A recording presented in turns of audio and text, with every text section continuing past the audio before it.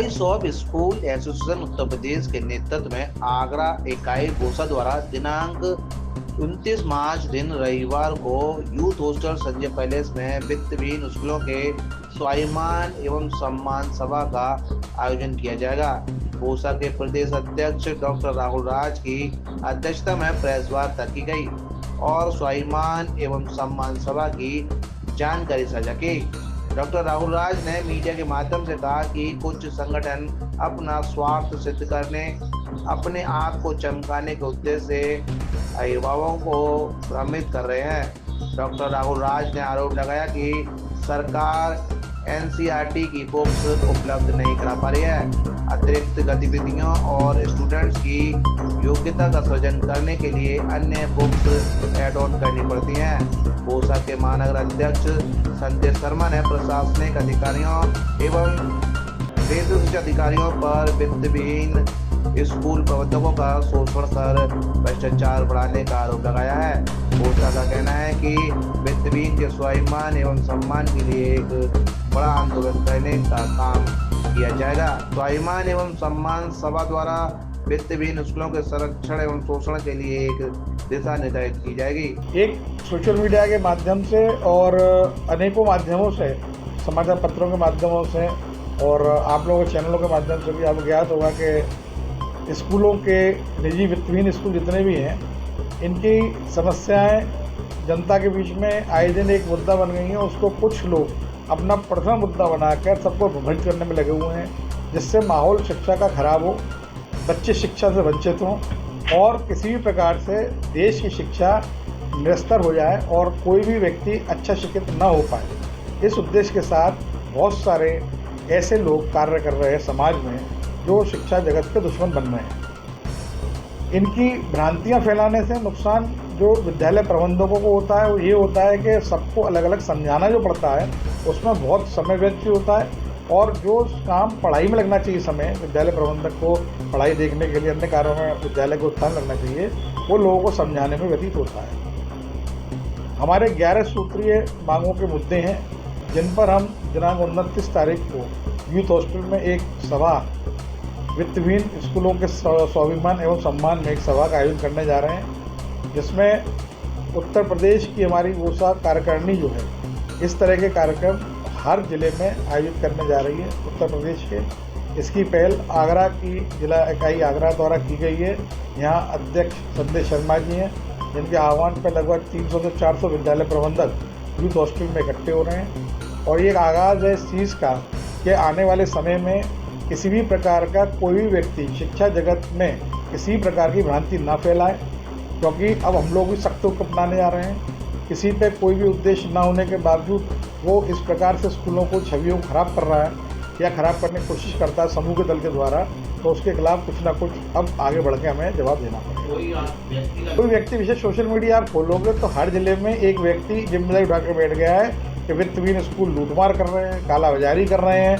इतनी एनर्जी उन्होंने कभी घर के पास शराब के ठेके खुले होंगे ना, जहाँ शराब बिकती है, कभी उसको हटाने के लिए लगाई होगी, लेकिन पुस्तक में उनको ये लग रहा है कि स्कूल वाले अरबों खरबों रुपए पुस्तक में कमा रहे हैं। कोई दिक्कत नहीं है, सरकार पुस्तक के एनसीईआरटी की अवेलेबल करा दे, आप कर लीजिए। राइट टू एजुकेशन एक्ट में 5,000 रुपये सरकार हर व्यक्ति के खाते में डाल रही है यूनिफॉर्म और बुक्स के लिए, तो वो भी आज की तारीख में इसलिए डाल रही है क्योंकि उनको पता है कि महंगाई बढ़ी हुई है। 18% जीएसटी तो बुक्स पे ही है, जो पहले तक था कागज़ पे है।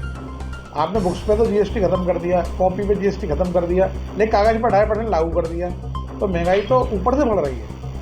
25% बच्चे राइट टू एजुकेशन एक्ट में पढ़ रहे हैं, जिनकी फीस 450 रुपये प्रति माह आती है और जो एक्चुअल स्कूल की फ़ीस है वो उसी क्लास की 1500 से 2000 रुपये प्रति माह आ रही है। इसमें जितना भी गैप आ रहा है ये पूर्ति करने के लिए 75% अभिभावकों की फीस बढ़ जाती है।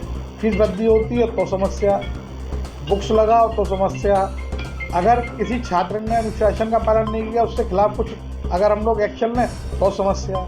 बसों के परमिटों में रेट बढ़ा दिए हैं, बसों के टैक्स में रेट बढ़ा दिए गए हैं, 7 से 11% कर दिए गए स्कूल बसों पे, तो समस्या। बिजली के बिल में कोई छूट नहीं है, जितना कमर्शियल का जाता 10-5 2-4 पैसे की छूट है उसमें, वो LMB4 भी में उतना जाता है। तो हमें कहाँ रिबेट मिल रही है? केवल हमारे खिलाफ आंदोलन ही सब कर रहे हैं, किसी ने हम लोगों के खिलाफ जाकर ये नहीं सोचा कि हम लोग किन परिस्थितियों में, आप ऊपर के 10-15 स्कूल देख लेते हैं, आप आंकलन करते हैं सारे स्कूल ऐसे हो जाएंगे। ऐसे स्कूल सारे नहीं हैं। मैं सभी लोगों को सोशल मीडिया पर जो डालते हैं वीडियो को बता दूं, बहुत से स्कूल ऐसे हैं जो कोविड काल में जिनके प्रबंधक तंत्रों को खाने कोई पैसे नहीं थे, जिला बदल के सिक्योरिटी गार्ड तक की नौकरियाँ करी उन लोगों ने। उस समय कोई संगठन खड़ा नहीं हुआ उनकी मदद के लिए, केवल वॉइस ऑफ स्कूल एसोसिएशन खड़ा हुआ। तो आज भी वॉइस ऑफ स्कूल एसोसिएशन का संगठन स्कूलों के सम्मान और हित की लड़ाई लड़ने तैयार हो रहा है। इस कार्यक्रम का उद्देश्य है कि जिस प्रकार प्रोपेगेंडा फैलाया जा रहा है आपके समाचार माध्यम से, हम लोगों को रोज़ अखबार के हेडलाइन में देखने को मिल रहा है कि स्कूल ये कर रहे हैं, ये कर रहे हैं, लूट खसोट का एक फिल्म सी बना दी गई है पेरेंट्सों के दिमाग में। इससे एक तो प्रभावित पड़ रहा है हमारे एडमिशनों पे, और स्कूलों की छवि जिसकी पीढ़ी लग जाती है स्कूलों को तैयार करने में, जिसका परिवार स्कूल का परिवार का एक सदस्य स्कूल में लगा होता है। तो इस तरीके से जिस तरीके से आप खुलेआम नाम डाल के बच्चों का स्कूल का उसकी जो छवि आप बदनाम करने में लगे हुए हैं, मैं आपको मीडिया के माध्यम से मैं प्रशासन और शासन को ये बताना चाहता हूँ कि बोसा एक संगठन है और एक बहुत मजबूत संगठन है।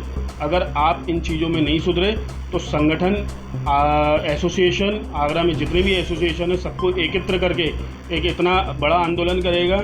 और आप अगर हमें लूट खसोट बता रहे हैं, तो अगर हम अपने आपकी पे बताने पे आ गए कि शासन प्रशासन में कितना लूट खसोट चल रहा है, कि आपकी तरफ से किस तरीके से स्कूलों पे कॉल जाता है, ठीक है, आप किस तरीके से स्कूलों को प्रताड़ित करते हैं कि हमारे शासन के हमारे प्रकाशन की बुक से आप अपने स्कूल में लगाइए, तो ये हम मीडिया के माध्यम से जनता को बताने का प्रयास करेंगे। और एक मैसेज देना चाह रहे हैं कि संजय प्लेस में यूथ हॉस्टल में एक महानगर की तरफ से हमारे बड़े भाई और आगरा की जानी मानी हस्ती राहुल राज जी के नेतृत्व में एक विशाल मंडलीय बैठक रखी जा रही है, जिसमें आगरा के समस्त स्कूल के प्रबंधक उपस्थित होंगे और उसमें एक मीटिंग करी जाएगी, एक रणनीति मीटिंग करी जाएगी। उसके बाद हम एक निर्णय पे लेकर, जैसा राहुल राज जी हमें आदेश देते हैं, उनका आदेश का पालन करते हुए हम उसका पालन करेंगे और प्रशासन से और शासन से जिस तरीके से जूझना पड़ेगा उस तरीके से जूझेंगे। मीटिंग हो रही है जिसमें मेन अपना मुद्दा है कि आजकल स्कूलों को परेशान कर रहे हैं। आप लोग भी अपना उसमें न्यूज़पेपर में देख कर उसमें आप देख सकते हैं।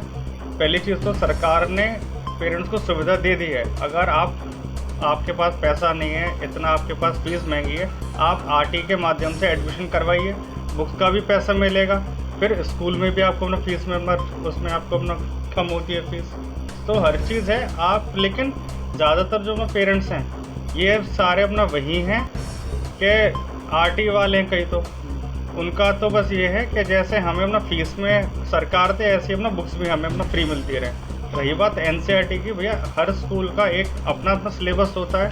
हर कोई एनसीईआरटी लगाने लग गया तो फिर सीबीएसई और अपना यूपी बोर्ड में अंतर नहीं रह जाता।